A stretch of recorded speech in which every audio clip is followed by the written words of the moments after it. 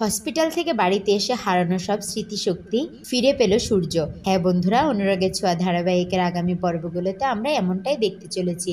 সূর্যের এমন অবস্থার কথা শুনে লাবণ্য যায় হসপিটালে সূর্যের কাছে, কিন্তু সূর্য লাবণ্যকে চিনতে পারে না। লাবণ্যকে দেখে অনেক ভয় পেতে থাকে। এতে লাবণ্য অনেক কষ্ট পায় এবং বলে, আমি মনে করেছি তুমি আমাকে চিনতে পারবে, কিন্তু তুমি তো আমাকে চিনতে পারছো না। এরপরে লাবণ্য দীপাকে বলে, সূর্যকে বাড়িতে নিয়ে চলো। সূর্য বাড়িতে গেলে আস্তে আস্তে তার হারানো স্মৃতি ফিরে আসবে।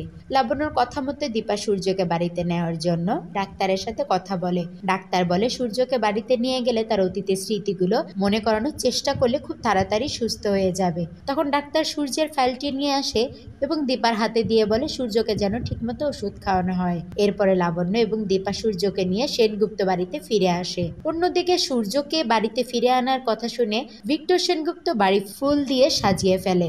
সূর্যকে নিয়ে সেনগুপ্ত বাড়িতে আসার পরে কাকিয়া যায় সূর্যকে বারণ করার জন্য, কিন্তু সূর্য কাকিয়াকে দেখে ভয় পেয়ে দীপার পেছনে লুকাতে থাকে।